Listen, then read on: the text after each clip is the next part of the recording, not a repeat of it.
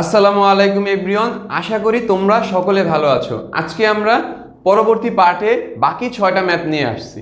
ঠিক আছে, আজকে আমরা বাকি 6টা ম্যাথ শেষ করব। সো আজকের পার্টেও মিডল টার্ম নিয়ে আলোচনা করব।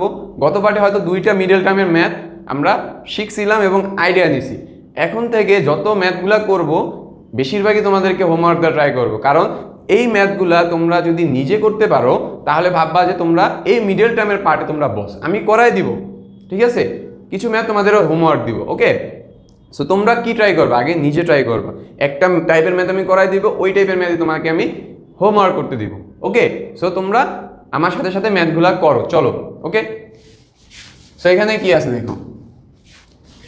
আচ্ছা, গত ক্লাসে আমরা এই টাইপের একটা মিডল টার্ম করছিলাম। কি করছিলাম, যে এই পদ যেটা থাকবে এই পদের সাথে এইটা এখানে গুণ হবে আর মাঝখানেরটা যোগ বিয়োগ ফলে সমান হবে।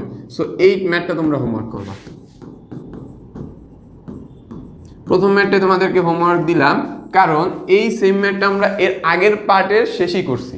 ওকে, সো সেই জন্যই আমি হোমওয়ার্ক দিছি, যে তোমরা দেখো যে তোমরা কতটুকু বুঝছো। ঠিক আছে, নিজেকে